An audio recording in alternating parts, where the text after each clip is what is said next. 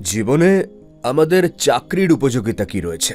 আপনি আপনার মিথ্যে জীবন আর এই মিথ্যে সম্পর্ককে শুধু ফিউয়েল দিতে থাকবেন, আর তার জন্য আপনি শুধু টাকা ইনকাম করে যাবেন। বলুন, তার কিসের জন্য চাকরি করছেন?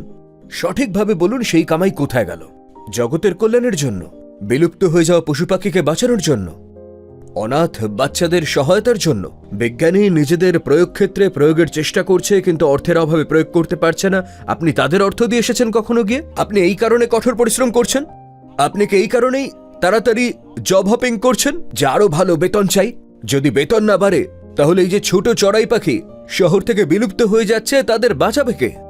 যদি বেতন না বাড়ে, তাহলে জগতের মধ্যে যে ধর্মের বিলুপ্তি ঘটে যাচ্ছে, তাকে কে বাঁচাবে? এই জন্য টাকা কামানোর জন্য তুমি কি কখনো ছুটছো? টাকা প্রয়োজনীয়, কিন্তু আমি জিজ্ঞাসা করছি কতটা প্রয়োজনীয়।